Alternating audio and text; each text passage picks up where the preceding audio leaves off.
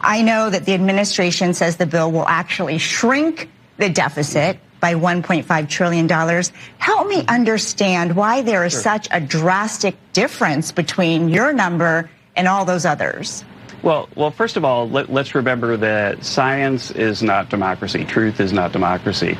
Our estimates are based on modeling that we used last time when I was chairman of the Council of Economic Advisors to say what would happen if we had a bill, how much growth we would get. And we said, and we were criticized soundly, that we would get 3% growth. And we even had the really technical macroeconomic models that said that we would get 3% growth. We run the same models through this tax bill. It's even better.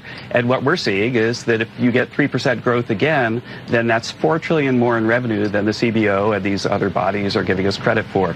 They have been wrong in the past, and they're being wrong again in our belief. But the thing that disappoints me is that if I put out a model and I say, hey, here's what's going to happen, we're going to get 3% growth, and then it turns out it's 1.5% growth, then as an academic economist, as a scientist, then it's my duty to say, what did I get wrong? What did my model miss?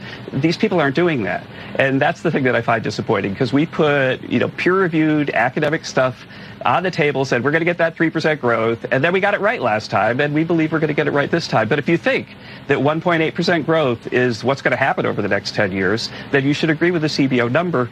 But there's another part of the CBO number that you need to worry about, and that is that if we don't pass the bill, then it's the biggest tax hike in history. And with that big tax hike, then of course we would have a recession. The CEA says that we'd have about a 4% drop in GDP and lose 9 million jobs.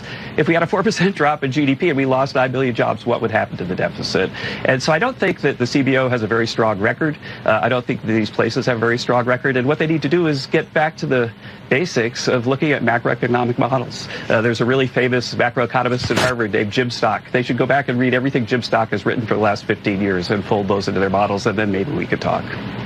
40 million families are going to benefit from an increased child tax credit. 91% of Americans will benefit from an increased standard deduction for a family up to $31,500. This is how the majority of people will receive tax cuts.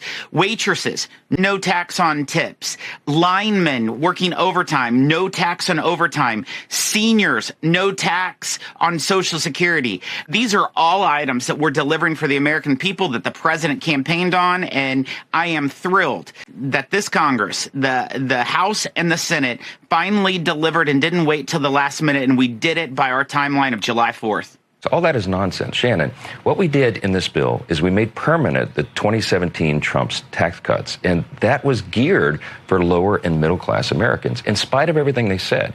The bottom 20% of earners saw their lowest federal tax rate in 40 years. Now we're building upon that. We just made that permanent, and we're building upon it because now we cut tax on overtime and tips and had more tax relief for seniors. We're giving everybody a tax cut, and that's going to help the economy. It's going to be jet fuel. Small business owners, entrepreneurs, risk takers, the people that provide the jobs, manufacturers, farmers get assistance here, and that will lift the economy. Council of Joint Economic Advisors is expecting a 3% growth rate in the economy. That will be incredible. They're expecting 4 million additional jobs to be added.